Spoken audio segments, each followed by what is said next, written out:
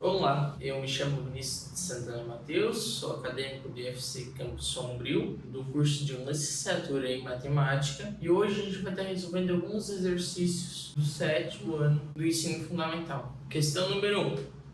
Uma circunferência com diâmetro de 10 centímetros possui qual comprimento? Bom, a gente sabe que o diâmetro vale 10 centímetros. E para calcular o comprimento da circunferência, a gente sempre deve utilizar a formulazinha do 2 vezes o π vezes o r. Então a gente precisa do raio. O r seria o raio. Só que nós temos o diâmetro. Só que como foi estudado, como vocês viram nas aulas anteriores, o diâmetro vale o dobro do raio. O diâmetro vale 2r. Ou seja, o diâmetro dividido por 2 é igual ao raio. Sendo assim, se a gente dividir o diâmetro que vale 10 por 2, teremos o raio que vale 5. Dessa forma, a gente já consegue calcular o comprimento dessa circunferência. 2 vezes π vezes 5. Que vai acabar retornando. 2 vezes 5 vai dar 10. 10 vezes o π. Fazendo no cantinho, no rascunho, o π a gente sabe que vale 3,14. Multiplicação por 10 ficou tranquilo. Primeiro vai dar 0 em todos eles. Deixa a casinha. 4, 1 e 3. Só somar. Agora um passo muito importante que muitos erram. A gente tem que definir onde vai ser colocada a vírgula na resposta final. Para isso a gente tem que contar quantas casas decimal teve no produto. Ao todo teve só no π, só no 3,14, e no 10 não tem. Então tem uma, duas casas. Então o resultado tem que ser acrescentado duas casas. Uma, duas casas. Dessa forma, o comprimento dessa circunferência será de 31,4 centímetros. Esse será o comprimento dessa circunferência. Vamos para a próxima questão.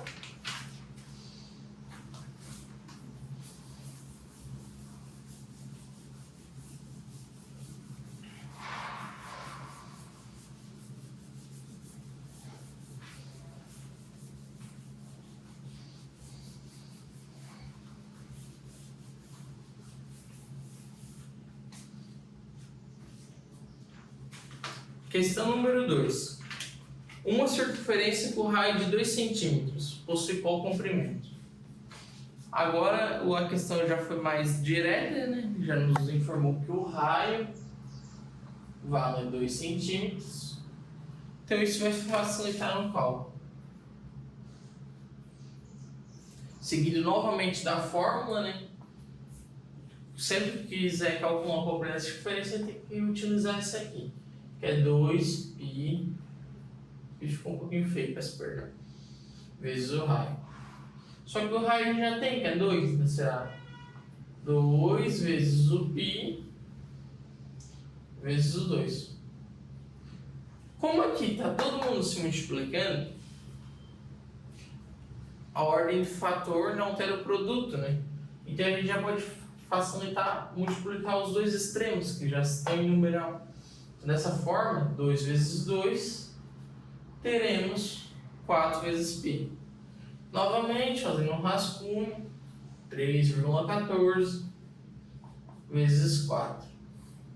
4 vezes 4 dá 16, vai 1, 4 vezes 1, 4, com 1, 5. E 4 vezes 3, 12. Agora, novamente, só contar as casas decimais. No 4 não tem, aqui tem 1, 2. 2. 12,56. Esse seria o comprimento dessa circunferência. Como o raio está em centímetro, seria em centímetros aqui também. Vamos para a próxima questão?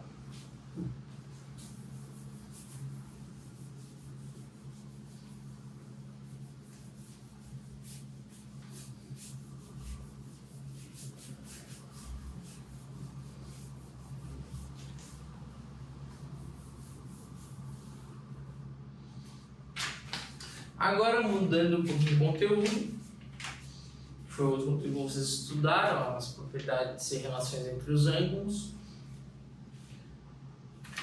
O exercício está questionando o que os dois ângulos destacados são. O professor vai montar o exemplo no quadro.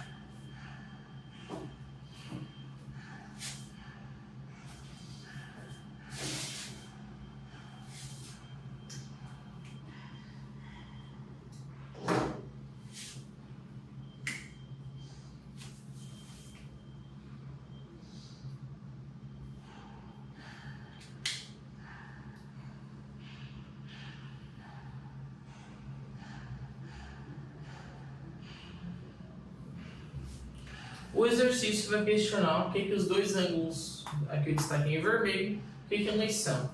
E daí nos dá 5 alternativas.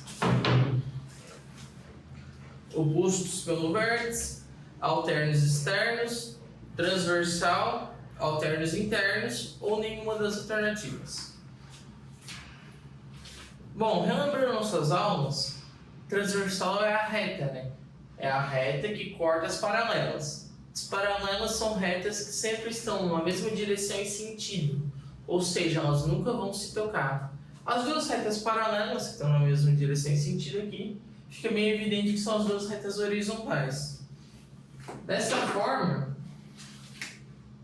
essas duas são as paralelas.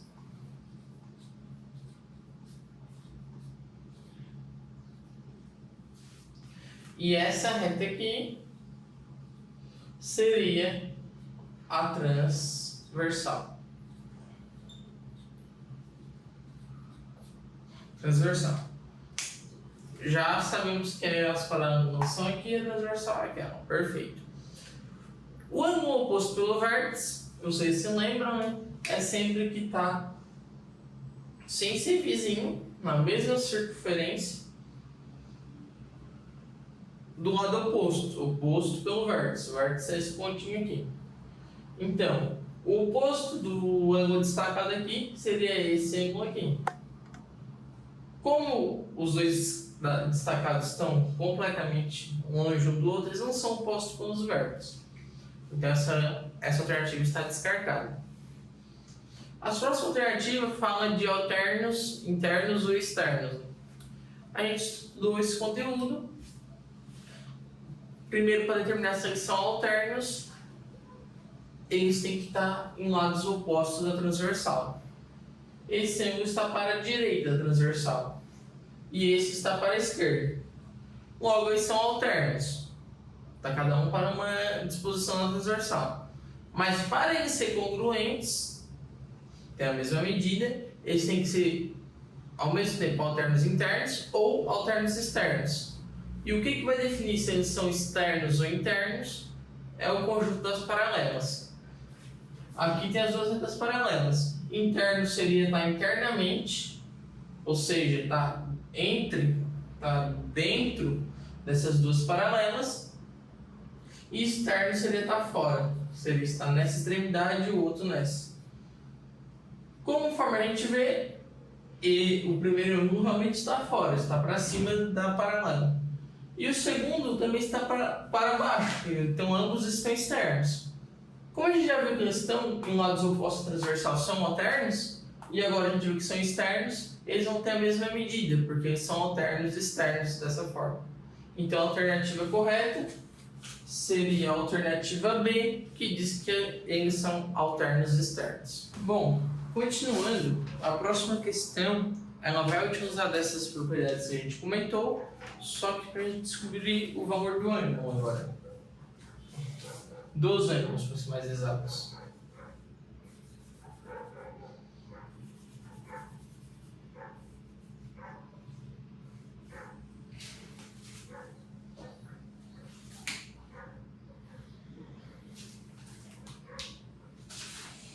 Porque a questão diz que esse ângulo aqui será chamado de A e possui 63 graus. Questão 4. O ângulo A tem a medida de 63 graus. Qual a medida dos demais ângulos, respectivamente? Então, a partir desse ângulo A, a gente descobre todos os outros. Como a gente comentou antes, os opostos pelo vértice sempre têm a mesma medida. Então, a gente já sabe que esse aqui vai ter 63 também. Já descobrimos o segundo ângulo. Agora, para descobrir esse aqui, que seria o ângulo B, aqui seria o C. A gente percebe que o ângulo A mais o B forma uma reta, passa essa reta aqui por eles. Então, e uma reta sempre tem, vou fazer em azul para diferenciar, uma reta sempre tem 180 graus. Só que então, se aqui mais esse aqui dá uma reta, o A mais B tem que dar uma reta, tem que dar o 180, né, que é o valor da reta. Só que o A a gente já sabe o valor dele. Então vai ser 103. E como a gente quer descobrir o B, a gente vai isolar o B, deixar o B sozinho. Então o A vai passar subtraindo, né? Vai subtrair de ambos os lados do A, que é o valor de 63. 180 menos 63 é igual ao ângulo B. E 180 menos 63 resultará no valor de 117 graus. Então essa é a medida do B. Dessa forma, aqui mede 117 e aqui, que seria o ângulo D, já que é o oposto pelo vértice do B, será 117 também. Agora a gente tem que continuar para o lado de baixo. Pelas mesmas problemas que a gente estudou antes, até na questão anterior, a gente vai analisar quem é o alterno interno ou alterno externo, de qual ângulo para saber a medida dele. Se a gente pegar o A como referência, ele está para a esquerda da transversal e externamente, para cima da paralela. Então tem que estar para baixo da outra paralela, tem que estar externa, e tem que estar no lado contrário, que está à direita transversal. Então, o alterno externo do A será esse ângulo aqui, ó. Seria o CD, E, F, seria o ângulo G. Chapeuzinho indicando. Como eles são alterno externo, o A, agora azul aqui para não confundir, o A e o G, então o G vai valer o mesmo valor, vai valer 63 graus. E se o G vale 63, o E vale também por ser oposto pelo vértice do G. Dessa forma, falta só o F e o H. Dava para fazer o cálculo, que daria o mesmo valor, porque o F e o E tem que dar uma reta também. Ou também dá para analisar, fazer em vermelho para destaque, que o F ele está internamente na paralela e está à direita transversal. E o D está internamente na paralela e está à esquerda transversal. Então o D e o F eles são alternos internos, então eles têm que ter a mesma medida. Dessa forma, se o D vale 117, o F também vale 117. E como o H é oposto pelo vértice do F, o H também valerá 117 graus. Vamos para a próxima questão? Bom, continuando, né? A próxima questão, questão 5, será sobre triângulos. Condição de existência de triângulos. Outro conteúdo que a gente também estudou, né?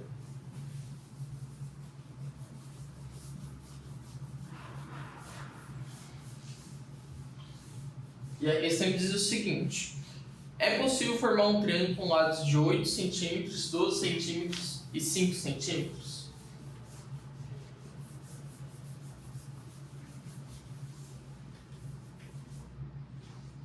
tendo as seguintes alternativas. É possível, porque o lado maior é menor que a soma dos outros dois lados. B. Não podemos afirmar. C. Não é possível, porque o lado maior é maior que a soma dos outros dois lados. D. É possível, porque conseguimos formar um triângulo com 3 lados de qualquer medida. E. Nenhuma das alternativas. Se for prestar atenção nas aulas que a gente teve, né, a situação de nenhuma das alternativas, ou que um triângulo pode ser formado de qualquer dos 3 lados, já é descartado logo de cara. Porque a gente sabe que tem uma condição de existência que tem que ser seguida para poder formar um triângulo. Que é a seguinte, né? A tem que ser menor que B mais C. Onde A é o lado maior, o B é o do meio e o C é o lado menor. Dessa forma, a gente tem os lados de 8, 12 e 15, né? Perdão, 8, 12 e 5. Então, o lado maior seria o de 12, o do meio seria o de 8 e o C, o menor, seria o 5. 12 menor que 13. Como isso aqui é verdade, a gente não chegou numa incongruência, essas medidas satisfazem a condição de existência do triângulo. Então, é possível formar porque o lado maior é menor que a soma dos outros dois lados. E a gente tem isso exatamente na letra A. É possível porque o lado maior é menor que a soma dos outros dois lados. Seguindo para a próxima questão, questão número 7, vai ser a mesma lógica, a mesma questão com outros valores. É possível formar um triângulo com lados 4, 10 e 4? Bom, como vocês já sabem agora, a gente tem que usar a condição de existência do triângulo. O lado A será o 10, porque é o maior, né? E o B e o C será 4, porque os dois são 4, então é independente. Chegaremos que 10 menor que 8, o que é um absurdo, não é correto. Logo, se não satisfaz a condição de existência, não é possível formar esse triângulo. E tem que justificar, né? Porque a gente tem a alternativa que é possível, porque o lado maior é menor que a soma dos outros lados, não podemos afirmar. Não é possível porque o lado maior é maior que a soma dos outros dois lados. Na D, é possível porque conseguimos formar um triângulo com 3 lados de qualquer medida. Na E, nenhuma das alternativas. Como vocês viram, não vai ser possível porque o lado maior é maior que a soma dos outros dois lados. Então seria a alternativa C, né? Não é possível porque o lado maior é maior que a soma dos outros dois lados. Continuando, o professor vai apagar aqui.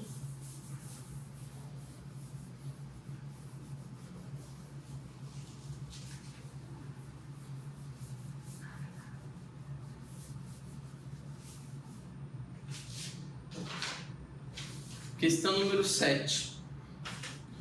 A soma dos ângulos internos de um triângulo sempre será... Isso o professor também tinha passado em aula. Que questiona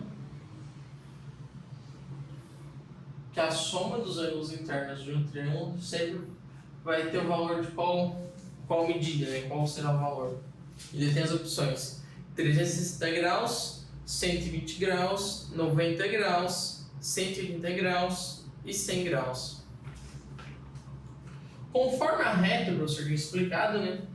A reta sempre forma 180 graus.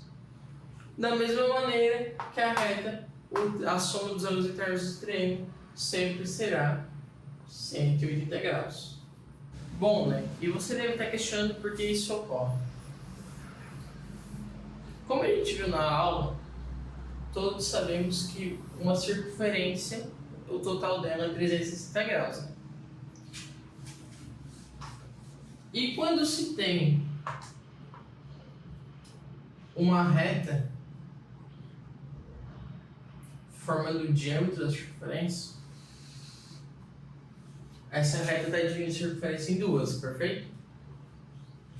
Então, qualquer reta que eu pegar aqui será o diâmetro da circunferência e dividirá a circunferência em duas. Se a circunferência o total dela é 360, a meia circunferência será metade de 360, né? E vocês concordam que a reta sempre será uma meia circunferência? Dessa forma, a metade de 360 é igual a 180. Dessa forma, a reta sempre possui 180. Chegamos que a reta sempre possui 180.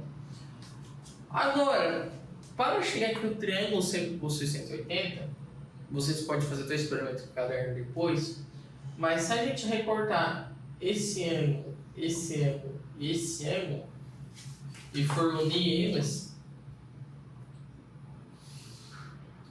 a gente vai perceber. Vou colocar esse ângulo aqui primeiro, assim, esse aqui, mantendo o paralelo lá. E se vocês perceberem, a abertura que está aqui, é destacar em azul,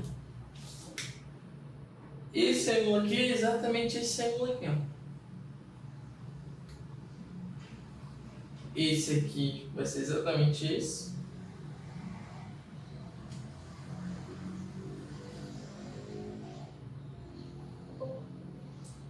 E esse, perdão. Aqui está quase um equilátero, então talvez não tenha problema, mas como eu fiz referenciando, esse aqui seria exatamente esse. E esse aqui seria exatamente esse. Um experimento bem interessante é desenhar um triângulo certinho, com a régua no caderno, um triângulo perfeitinho, bem bonitinho, e depois você cortar os três cantos, os três ângulos, e juntar eles como quebra-cabeça. Irá mostrar exatamente isso aqui, ó. Os três ângulos juntos vai formar uma reta. Então, como a gente sabe que a reta tem 180, então os três ângulos juntos tem que dar 180. Por isso que o valor da soma dos ângulos internos de um triângulo é sempre 180 graus, que seria a alternativa D. A alternativa D diz que tem 180 graus, seria a resposta correta. E daí, na questão 8, irá brincar com isso, que diz o seguinte: um triângulo possui dois ângulos, um medindo 51 graus e o segundo medindo 66 graus. Qual é a medida do terceiro ângulo? O professor vai apagar aqui primeiro.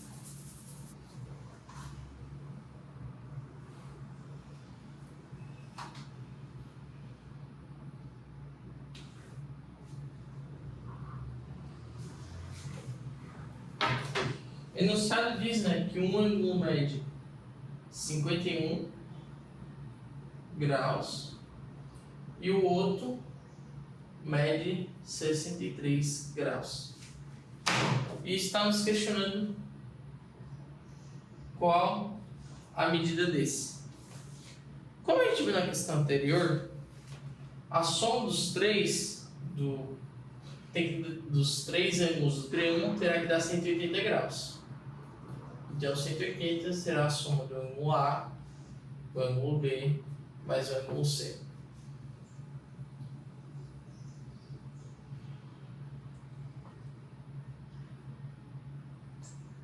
Vamos chamar o triângulo assim, ABC, para facilitar a visualização. Bom, o A a gente sabe que é 51 graus. O B a gente sabe que é 63. O C ainda é desconhecido. Dessa forma, 180 graus é igual a 51 mais 63, que dará o valor de 114. Porque 50 mais 60 é 110. E 1 mais 3 é 4. Então 110 mais 4, 114. 114 mais c. Se o 180 é igual a 114 mais c, e a gente quer descobrir o c, a gente vai tirar 114 de cada lado. 14 graus. Dessa forma vai ficar 180 menos 114. O professor escreveu errado, perdão.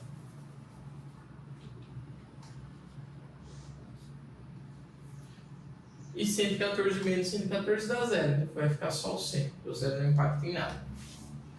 E o 180 menos 114 nos resultará no valor de 66 graus. Dessa forma, o C mede 66 graus. Sendo a alternativa E, 66 graus.